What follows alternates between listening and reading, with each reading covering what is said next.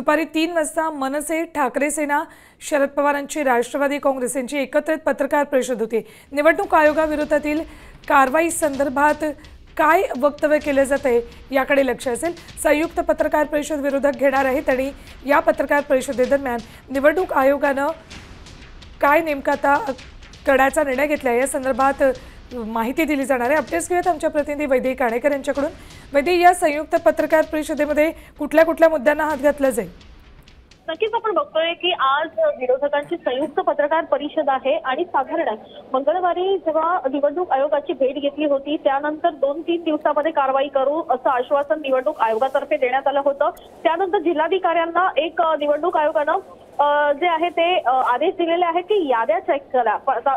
शिवाय विरोधकांनी काही प्रश्न उपस्थित केलेले होते, त्या प्रश्नांबद्दलही निवडणूक आयोगानं काही उत्तरं दिली आहेत। मात्र या संदर्भात काही समाधानकारक उत्तरं न मिळत असल्यामुळे आजची पत्रकार परिषद नियोजित केलेली आहे। यामध्ये राष्ट्रवादी काँग्रेस तर्फे जितेंद्र आव्हाड, शिवसेनेतर्फे संजय राऊत, त्याचप्रमाणे काँग्रेसतर्फे विजय वडेट्टीवार, बाळा नांदगावकर इत्यादी नेते देखील उपस्थित असतील। संयुक्तपणे ही पत्रकार परिषद घेत असल्यामुळे सगळ्याच विषयांवर खरं तर या ठिकाणी जे आहे ते लक्ष घातलं जाणार आहे। याद्यांच्या बाबत जो खुलासा अगदी बरोबर वैदेही, आता दुपारी 3 वाजता ही पत्रकार परिषद होती, त्याकडे सगळ्यांचं लक्ष असेल। धन्यवाद संपूर्ण माहितीसाठी।